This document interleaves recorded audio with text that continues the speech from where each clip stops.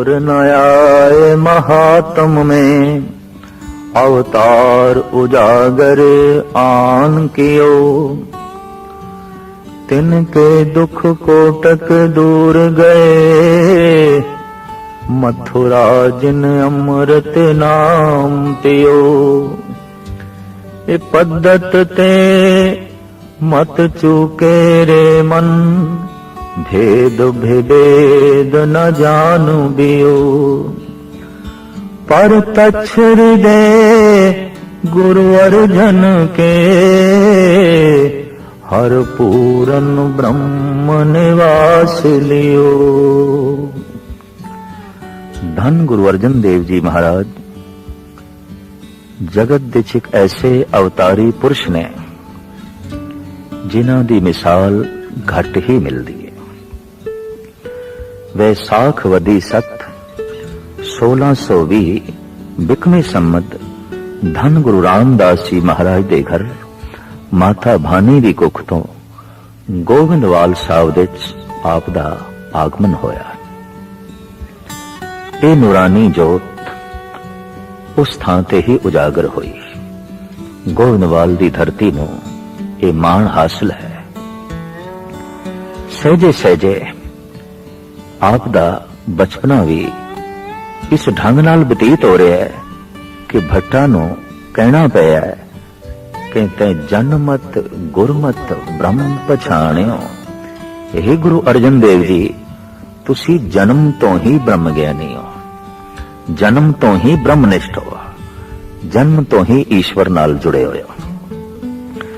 इसका एक इतिहासक सबूत भी मिलता है कि अजे आप सिर्फ 1 साल दे सन ते आप धन गुरु अमरदास जी महाराज दे सिंघासन ते चढ़न की कोशिश पे करते सन। हुण 1 साल दे बालक दी काया, 2.5 फुट उच्चा सिंघासन, पूरी कोशिश करन लेकिन शरीर चढ़ ना सके। माता भानी जी भजे होया है, एकदम आप नु चुकया और आख्या, लाल जी इस गद्दी ते नहीं बैठेदा, ये धन गुरु अमरदास जी महाराज दा सिंघासन है, इस ते नहीं बैठीदा। इतने गुरु अमरदास जी महाराज आ गए। भानी दे हथों बच्चे नु, बालक गुरु अर्जन देव जी नु ले सिंघासन ते बिठा के कहने लगे, यह दोहता बाणी का बहुता, इते बाणी दा जहाज है, ते जे यही सिंघासन ते नहीं बैठेगा तो फिर कौन बैठेगा। ये भविष्यवाक, ये दूरदृष्टि गुरु अमरदास जी महाराज दी सही साबित हुई। वाकई गुरु अर्जन देव जी महाराज बाणी दे बहुत और बाणी दे जहाज जगत दे कहलाए। आप दी अजीम देन हरिमंदिर ते फिर तरन तारण दा महान तीरथ ते अस्थान है। कहते ने जद आपने हरिमंदिर तामीर कराने दी सोची, उसारण दी सोची, तो आप दे अंदर ख्याल आया, नहीं किस कोलों रखाई है, बुनियादी पत्थर किस कोल रखाई है। आपने इसकी नींह साईं मियां मीर पासों रखाई। इस तरीके नाल वितकरियां तो उच्ची दुनिया, भेदभाव तो उच्ची दुनिया का सबूत आपने मुहैया किया। हरिमंदिर साहब दी नींह साईं मियां मीर ने रखी, जो सिख इतिहास दे पूर्ण तौर ते उजागर है। गुरु अर्जन देव जी महाराज दी होर अजीम देन धन गुरु ग्रंथ साहब जी महाराज दी संपादना। गुरु ग्रंथ साहब जी महाराज पोथियां दे रूप दे सन। कुछ पोथियां बाबा मोहन जी पास सन, गोविंदवाल साहब। कहते ने बाबा बुढ़ा जी पोथियां लैन लई गए, मायूस लौटे। भाई गुरदास जी पोथियां लैन लई गए, मोहन जी ने नहीं दितियां। ता नंगी पैरी धन गुरु अर्जन देव जी महाराज आप चल के गए। उत्थे जिस ढंग नाल प्रभु मोहन दी, अकाल पुरख मोहन दी उस्तति कीती ते आख्या, मोहन तेरे ऊंचे मंदिर। प्रभु दी इस उपमा नूं मिठी आवाज मिठी धुनी दे राही जद सुनिया, समाधि च बैठे मोहन जी दी अख खुली। आप थल्ले आए। चौबारा मोहन जी दा अज भी एक सुंदर यादगार की तरह बने हुआ है। आपने गुरु अर्जन देव जी महाराज नूं अंदर बिठाया, पोथियां हवाले कीतियां, लेकिन कुछ बचन भी कहे जो कवि संतोख सिंह जी महाराज ने इंज लिखे ने। प्रथम हमारी वस्त लई पित पासते, कुल भनयन की होती जो गुरता जासते। पहले ते तुसी साडे पिता गुरु अमरदास जी महाराज दे पासों ये सिंहासन प्राप्त कर लिया। थोड़े पिता ने प्राप्त कर लिया। वस्तु साडी सी, तुसी खो ली। वस्तु ते भलियां दे कोल सी, सोडियां ने खो ली। प्रथम हमारी वस्तु लई पित पासते, कुल भनयन की होती जो गुरता जासते। लाज न धारो आप अबै चल आयो, सब गुरुअन के शब्द लैन हित धायो। ते हुण थानू शर्म नहीं आउंदी, गद्दी ते चली गई साडे कोलों, हुण पोथियां लैन लई आ गए, हुण सतगुरां दे बचन लैन लई जो है आ गए। पर हाथ जोड़ के गुरु अर्जन देव जी महाराज बैठे रहे। गुरु अमरदास जी महाराज दी पावन संतान जान के, समाधि लीन पुरुष जान के मन दे सत्कार बनाई रखिया। निंदा उस्तत ब्याज बचन मोहन कहे।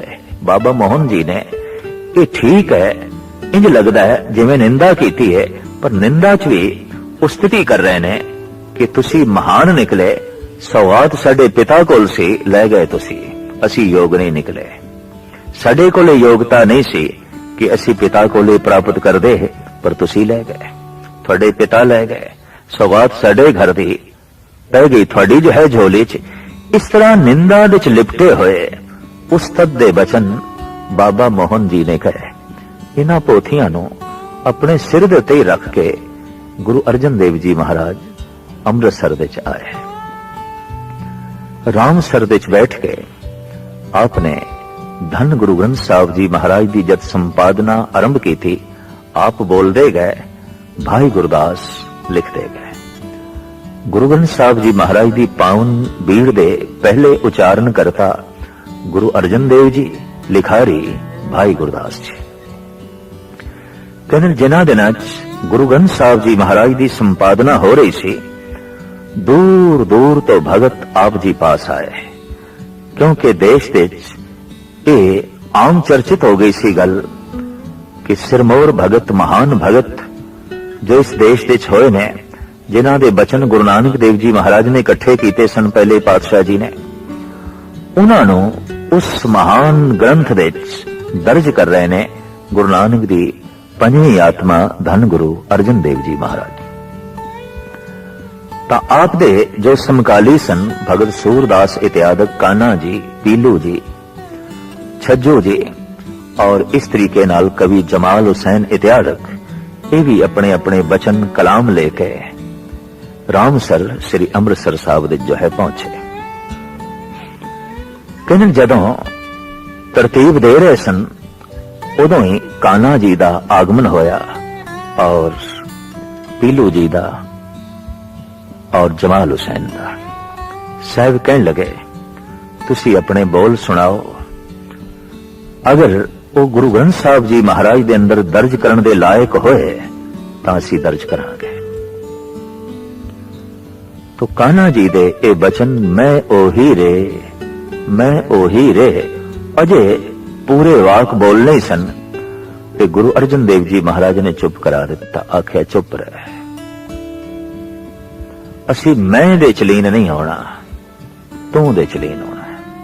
असी मैं मिटानी है, असी ओ साधना करनी है कि मैं मिट ही जाए, मैं भुल ही जाए और तू प्रगट होवे, तू ही तू रह जावे। इस वास्ते इन्हां बचनां च अहंकार दी बू आउंदी है, निरंकार दी सुगंधी नहीं।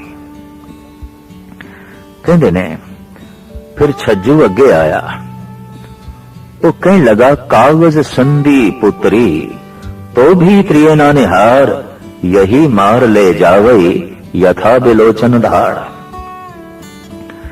स्त्री अगर कागज दी भी बनी हुई है, उसकी कोई तस्वीर भी है, तो नहीं देखनी चाहिए। ये नरकां विच लै जांदी है, ये नरक दुआरी है। गुरु अर्जन देव जी महाराज कहने लगे, अपनी मां नूं वेखदा हुंदा है कि नहीं, भैन नूं वेखदा है कि नहीं, आखिर वो स्वरूप भी स्त्री है, तो वह भी तेनों नरकां छुटेगी। ये बोल भी साडी मत ते पूरे नहीं उतरदे, रब्बी सिद्धांत ते पूरे नहीं उतरदे। तो कहना पएगा, अगर ईश्वर ने स्त्री नूं बनाया है तो मनुख नूं नरकां विच पाण लई बनाया है, तो ईश्वर दोषी है। साहिब श्री गुरु अर्जन देव जी महाराज ने इन्हां भगतां दे कलाम वापस कीते। फिर एक भगत अगे आया, वो हाथ जोड़ के बेनती करने लगा, महाराज मेरे बोल सुनो। सतगुरु कहने लगे, सुना। चुप वे अड़िया चुप, बोलन दी नहीं जा। साहिब कहने लगे, नहीं, चुप नहीं रहना। जिथे लोड़ पई बोलना है, जिथे लोड़ नहीं खामोश रहना है। जब लग दुनिया रहिए नानक, किछ सुनिए किछ कहिए। कुछ कहना है, कुछ सुनना है, चुप नहीं रहना।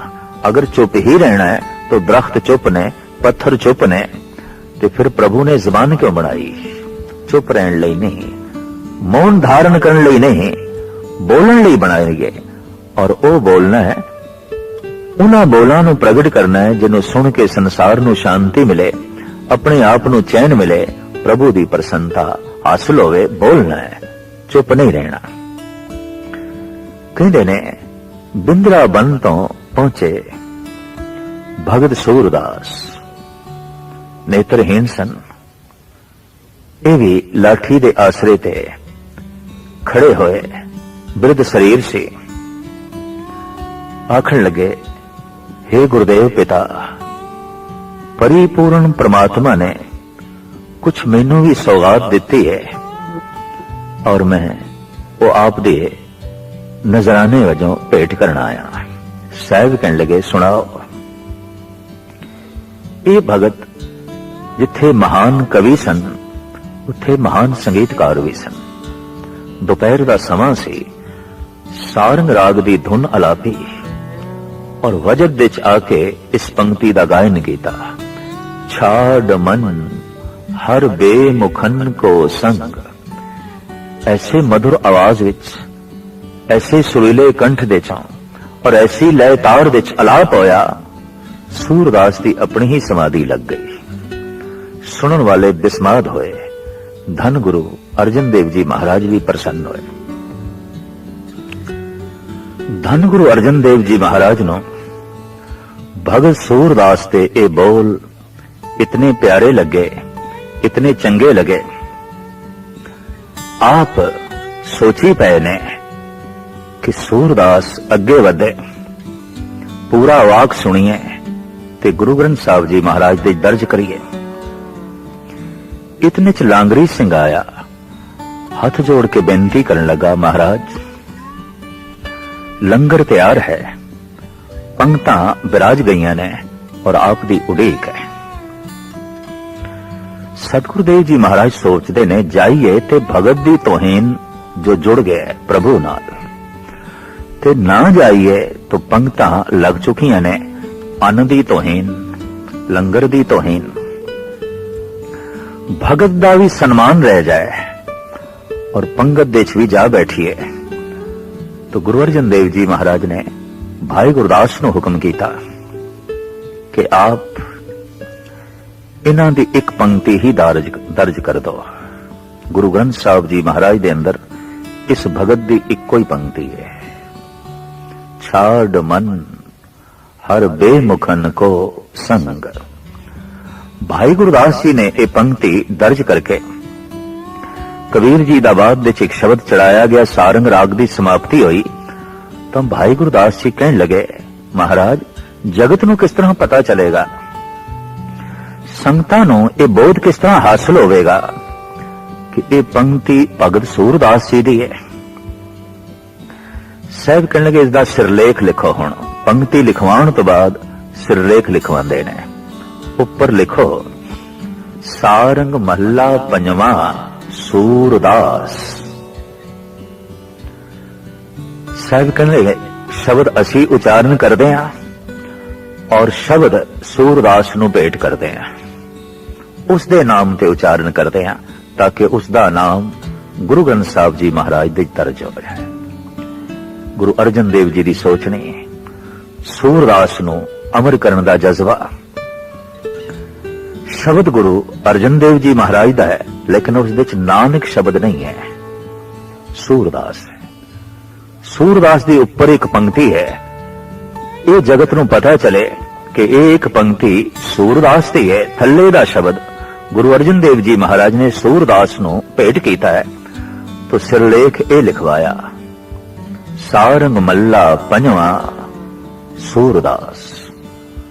थल्ले जो पावन वाक है इंज है, हर के संग बसे हर लोक, तन मन अर्प सरबस सब अर्प्यो, आनंद सहज धुन जोक।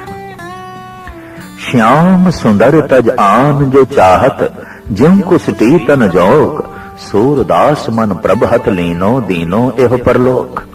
सूरदास दे मन नूं प्रभु ने अपने हत्थां च लिया और परलोक दे सुख इस लोक विच दे दिते ने। ऐसा क्यों? सूरदास की समझ विच एक गल आ गई है कि श्याम सुंदर तज आन जो चाहत, ज्यों कुसटी तन जोक। प्रभु नूं छड़ के किसी होर वस्तु की वासना करनी, ये ते इंज है जिवें जौंक कोड़ी दा खून पींदी है मिठा जान के, ते बाद विच तड़प तड़प के अपने प्राण गवा बैठती है, अपनी जान दे देंदी है। इस तरह भट्टां दे सोईए, कबीर फरीद दे श्लोक, ते फिर संपूर्ण गुरु ग्रंथ साहब जी महाराज की संपादना करके आपने प्रकाश करवाया हरिमंदिर साहब दे। हुक्मनामा बाबे बुढ़े जी ने लिया, आपने सरवण किया और उत्थे सारी संगत नूं जो आपने ताकीद की थी वो ये, सतगुर के शरीर हैं जो, सब थान समय सब ना दरसै हैं। मेरा जिहड़ा शरीर है ਇਹਦੇ दर्शन सारी थावां ते नहीं हो सकते, मेरी काया व्यापक नहीं है। ग्रंथ हृदा गुरु को एहो जानो, उत्तम है सब काल रहे हैं। गुरु दा हिरदा, गुरु दी आत्मा, गुरु ग्रंथ नूं जानना, ये हर वक्त मौजूद ने और हर थां ते मौजूद ने। शब्द बिल्कुल नाल रह सकता है मनुख दे, गुरु मेरे संग सदा है नाले।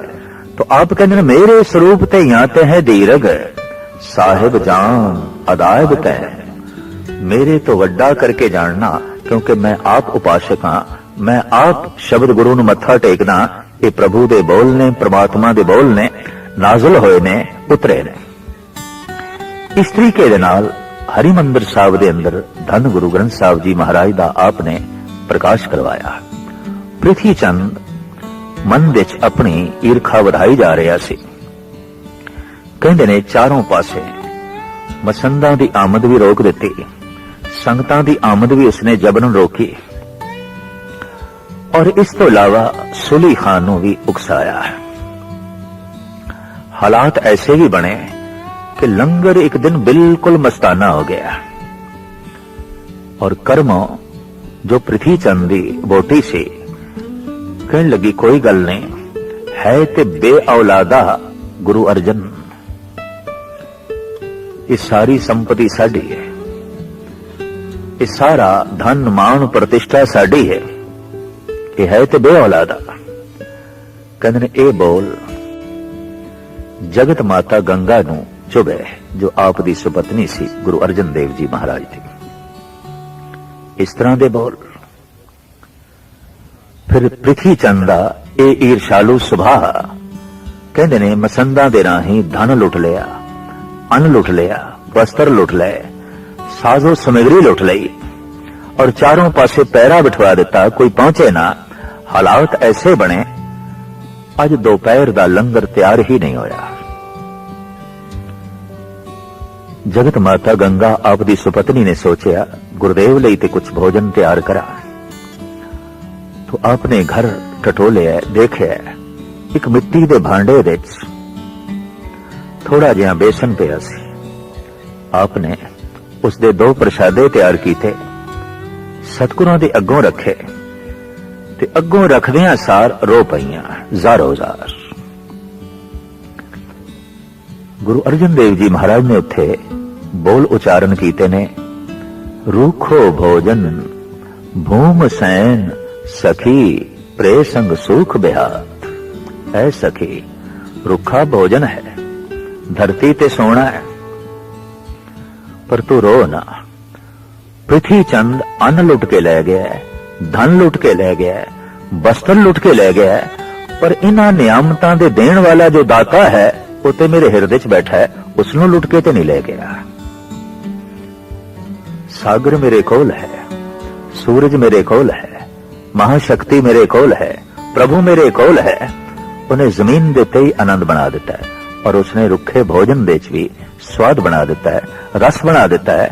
इस तरह सबर शांति दे नमूने धन गुरु अर्जन देव जी महाराज कहते ने, राज सता आप तो परेशान सी। उसके कुछ कारण, जिथे देश दे कोने कोने तो संगतां आप दे दर्शनां लई आउंदियां सन, उत्थे मुस्लिम पीर फकीर भी आप दी चरण छो प्राप्त करन लई आप दे आले दुआले परिक्रमा करदे सन। साईं मियां मीर भी आप दे मुरीदां दे चों एक मुरीद सी। जमाल हुसैन भी आप दे सिखां दे चों एक सिख सी। वक्त दी हुकूमत नूं इह गल चुभी, साडे रस्ते दा एक रोड़ा है,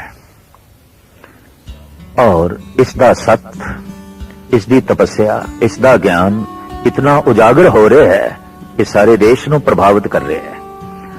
साडी सता लई किधरे खतरा ना हो जाए। दूसरे पासे सुली खान दे कन भरदा रहा पृथ्वी चंद, मौलवी कन भरदे रहे जहांगीर दे। सुलही खां अपने पूरे लाओ लश्कर समेत अमृतसर ते हमला आवर होया। साहिब गुरु अर्जन देव जी महाराज ने संगतां नूं एकत्रित कीता और पतवंते सजना दी राय लेनी चाहिए। पहला मता यह पकाया गया, प्रथमे मता जे पत्तरी चलाओ। ये शब्द गुरु ग्रंथ साहब जी महाराज दे दर्ज है। चिट्ठी भेजो, पातशाह ने कहा नहीं। द्वितीय मता दो मानुख पुछाओ, दो बंदे भेजिए, वो सुली खान नूं समझान।